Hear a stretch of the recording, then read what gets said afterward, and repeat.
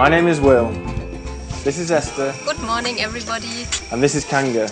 And we're part of an innovative mobile medical team set up to tackle human African trypanosomiasis, better known as sleeping sickness. Donc là, on est en train de faire un petit bâche pour protéger, pour la peau.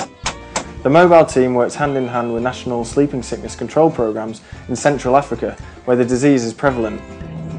We travel by plane, 4x4 vehicles, and even dug out wooden canoes to reach the few remaining areas where transmission of the disease is still active. So over the recent years, the numbers of reported sleeping sickness cases have reduced each year.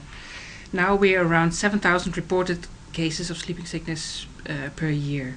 The real number is probably around 3 times higher because the screening is incomplete. So if we are to treat all those remaining cases and we're also able to reduce the number of tsetse flies which transmit the disease, then elimination, sustained elimination is there, it's feasible.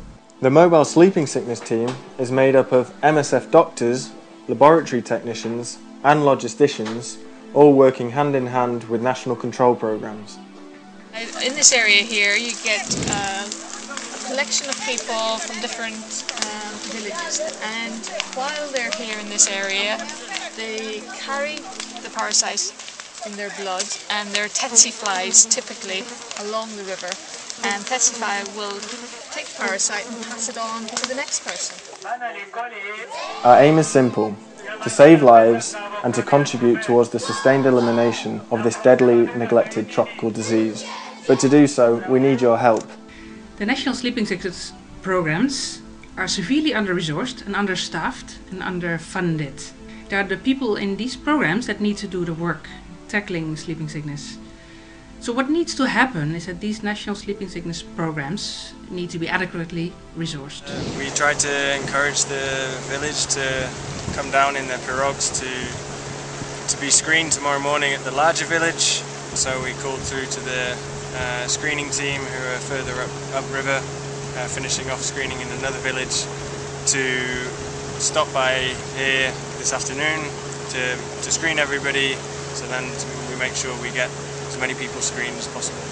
It's a big challenge both medically and logistically. Around 15 to 20 staff need to be transported to carry out a screening. The screening boat is just arriving in the background. We've come to pick up a patient. This is a patient we found 2 days ago with sleeping sickness. So we determined his phase to see how advanced the disease was, and he's a phase 2. That means that the disease is quite advanced. It's spread to the brain, and we need to transport him for treatment as quickly as possible. Parce que j'étais dans un envoûtement qui me fait. Je ne savais pas que là c'est ma femme, là c'est mon frère. Diagnosis requires sensitive laboratory equipment like centrifuges, microscopes, not to mention a painful and invasive injection in the spine known as a lumbar puncture.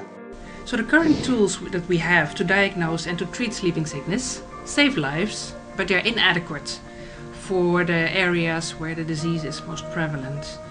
For example, to diagnose sleeping sickness, we still have to rely on very complex, outdated methods of using lumbar puncture and microscopy on the fluid that you acquire from a lumbar puncture. This is the same method that was used in the early 1900s. What we need is a rapid test, like the ones used in malaria, and oral treatment in tablet form. It's not easy, but it's worth it when a person's life is saved. And knowing we've removed one of the last remaining parasite reservoirs and are one step closer towards putting end to this killer disease. The World Health Organization has issued a high alert for the risk of a new epidemic for sleeping sickness in South Sudan. The mobile sleeping sickness team are setting up a project to tackle the problem in the areas of central, eastern and western equatorial states, during which we'll work with international experts testing a new and innovative trap that hopes to reduce the numbers of the tsetse fly. When we talk about neglected disease, we're essentially talking about neglecting the health needs of some of the world's most vulnerable people. Tackling sleeping sickness is about changing this.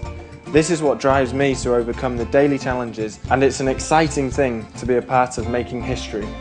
You can find out more by following my blog.